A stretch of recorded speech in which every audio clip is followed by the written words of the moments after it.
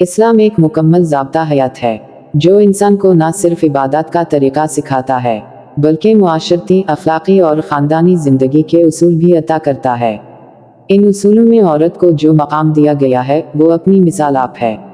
अगर हम दीगर मज़ाहिब या कदीम मुआशरों का जायज़ा लें तो हमें मालूम होता है कि वहाँ औरत को अक्सर कमज़ोर, फ़कीर या मर्द के ताबे समझा गया, लेकिन इस्लाम ने आकर इस तस्वुर को यकसर बदल दिया और औरत को इज़्ज़त, एहतराम और हुकूक अता किए।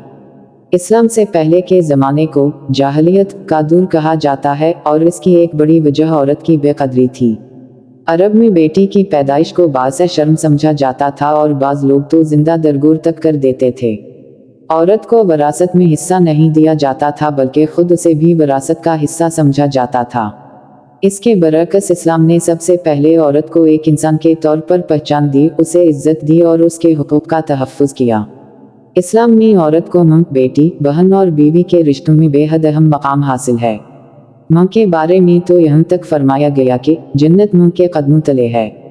इस एक जुमले से अंदाज़ा लगाया जा सकता है कि इस्लाम औरत को किस कदर अज़मत देता है।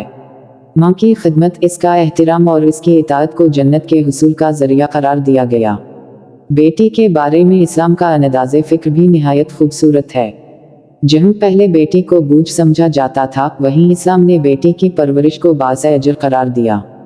जो शख्स अपनी बेटियों की अच्छी तरबियत करे, उनके साथ मोहब्बत और शफ़क़त से पेश आए, इसके लिए जन्नत की खुशखबरी दी गई। ये वो मकाम है जो दीगर मज़ाहिब या मुआशरों में इस शिद्दत के साथ नज़र नहीं आता। उसी तरह इस्लाम ने औरत को बतौर बीवी भी इज्जत दी है। शौहर को हुक्म दिया गया है कि वो अपनी बीवी के साथ हस्न सलूक करे, इसके हुकूक अदा करे और इसके साथ मोहब्बत और नरमी का बर्ताव करे।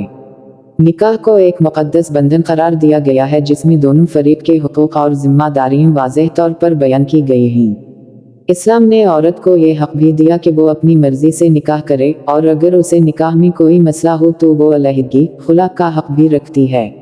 इस्लाम ने औरत को मुआशी हुकूक भी अता किए हैं। इसे वरासत में हिस्सा दिया गया जो उससे पहले किसी भी मुआशरे में आम नहीं था। औरत अपनी कमाई की खुद मालिक है, इस पर किसी का हक नहीं। शौहर पर लाजिम है कि वो अपनी बीवी और बच्चों के अखराजात पूरे करे, जबकि औरत पर ऐसी कोई जिम्मेदारी नहीं रखी गई। ये इस्लाम का वो तवाज़ुन है जो औरत को न सिर्फ तहफ़्फ़ुज़ देता है बल्कि इसे खुद मुख्तार भी बनाता है। तालीम के मैदान में भी इस्लाम ने औरत को मर्द के बराबर रखा है। इल्म हासिल करना हर मुसलमान मर्द और औरत पर फ़र्ज़ करार दिया गया है। तारीख़ इस्लाम में हमें बेशुमार ऐसी ख़वातीन मिलती हैं जो इल्म, फ़िक़्ह, हदीस और दीगर उलूम में नुमायां मकाम रखती थीं। यह इस बात का सबूत है कि इस्लाम ने औरत को इल्म के ज़ेवर से आरास्ता होने की मुकम्मल आज़ादी दी। अगर हम दीगर मज़ाहिब या कदीम मुआशरों का मुवाज़ना करें तो हमें वाज़ेह फ़र्क नज़र आता है। कहीं औरत को गुनाह की जड़ कहा गया, कहीं उसे मर्द से कमतर समझा गया और कहीं उसे बुनियादी इंसानी हुकूक से भी महरूम रखा गया। लेकिन इस्लाम ने औरत को एक मुकम्मल इंसान के तौर पर तस्लीम किया, उसकी इज्जत नफ्स को बहाल किया और उसे मुआशरे का एक बाइज्जत रुकन बनाया। इस्लाम की खूबसूरती ये है कि इसने औरत को न सिर्फ हुकूक दिए बल्कि इसकी फितरत का भी ख्याल रखा। इसे इज्जत के साथ साथ तहफ़्फ़ुज़ भी फराहम किया गया। हिजाब का हुक्म दरअसल औरत की इज्जत और वक़ार को बरकरार रखने के लिए है, ना कि उसे महदूद करने के लिए। इस्लाम चाहता है कि औरत एक महफूज और बावक़ार ज़िंदगी गुजारे, जहाँ उसे किसी किस्म की बेइज्जती या इस्तेहसाल का सामना ना हो। आज के दौर में बाज़ लोग इस्लाम के बारे में गलत फ़हमियाँ फैलाते हैं और ये तासुर देते हैं कि इस्लाम औरत के हुकूक महदूद करता है।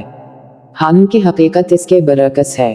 अगर इस्लामी तालीमात को सही मानों में समझा जाए और उन पर अमल किया जाए तो औरत को वो इज्जत, तहफ़्फ़ुज़ और हुकूक हासिल होते हैं जो दुनिया के किसी और निज़ाम में नहीं मिलते।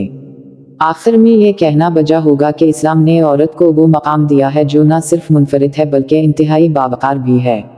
मां की सूरत में जन्नत का दरवाज़ा, बेटी की सूरत में रहमत, बीवी की सूरत में सुकून और बहन की सूरत में मोहब्बत, ये सब वो रिश्ते हैं जिन्हें इस्लाम ने खूबसूरती के साथ जोड़ा है।